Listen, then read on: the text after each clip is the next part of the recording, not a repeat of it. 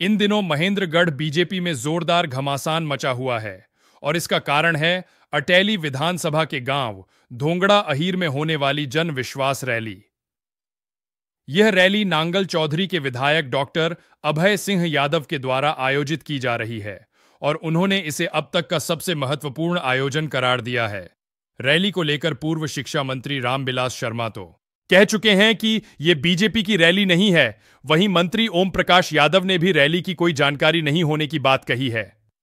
यानी बीजेपी विधायक द्वारा आयोजित जन विश्वास रैली से पहले ही बीजेपी नेता विश्वास में नजर नहीं आ रहे हैं। इसी कड़ी में रैली को लेकर अटेली विधायक सीताराम से भी सवाल किया गया तो उन्होंने कहा कि अभय सिंह यादव की जिला स्तरीय रैली को लेकर बात जरूर हुई थी, लेकिन स्थान तय नहीं था। उन्होंने कहा कि अगर पार्टी हाईकमान से उनको आदेश मिलेगा तो इसे सफल बनाने में वो पुरजोर मदद करेंगे। सुनिए और उन्होंने क्या कुछ कहा।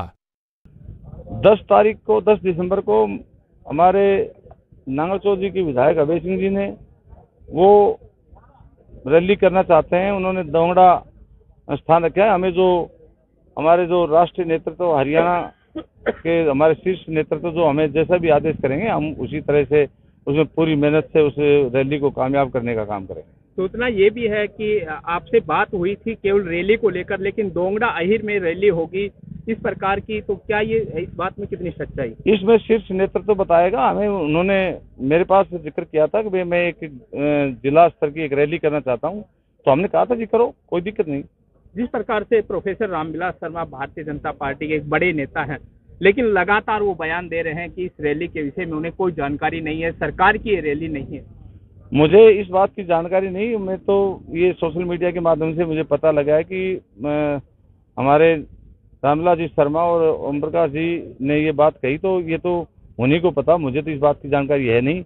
मुझे तो डॉक्टर अभय सिंह जी ने ये घोषणा रैली की करने से पहले मुझे जिक्र किया था कि मैं एक जिला स्तर की मैं रैली करना चाहता हूं, तो हमने कहा था जिला स्तर की अगर रैली करना चाहते हो तो करो, लेकिन स्थान वगैरह जो बाद में उन्होंने तय किए हैं तो मुझे तो कोई आपत्ति नहीं। हमें तो जैसा शीर्ष नेतृत्व हमें जैसे आदेश करेगा हम वैसे काम करेंगे। कल से आपके विधानसभा क्षेत्र में वो गांव आने वाले हैं, उसकी कोई सूचना आपको मिली? मेरे पास टेलीफोन आया था कल, लेकिन मैं किसी कारणवश मैं आज चंडीगढ़ रहूंगा और 7 और 8 तारीख को मैं चंडीगढ़ में रहूंगा, तो मैं तो उस कार्यक्रम में मैं हाजिर नहीं रह सकूंगा।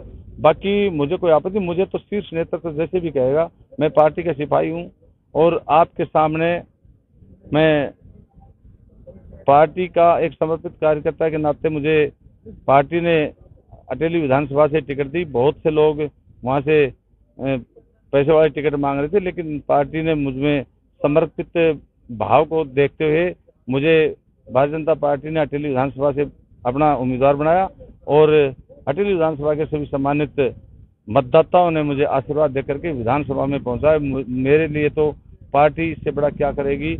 मैं तो पार्टी को अपनी मां समझता हूं और मैं 1980 से भारतीय जनता पार्टी का समर्पित कार्यकर्ता हूं और मुझे तो कोई जो भी पार्टी ऊपर से जो निर्देश करेगी वो मेरे लिए मान्य होगा। 2024 के चुनावों को लेकर चुनावी रणनीति क्या है? दोबारा से आप अटेली से दावेदारी जताएंगे? वो तो पार्टी तय करेगी। 2024 में मुझे अटेली से चुनाव लड़ाएंगे, मुझे किस संगठन में काम करने के लिए जो दिशा निर्देश देंगे मैं वही काम करूंगा जो मुझे पार्टी कहेगी।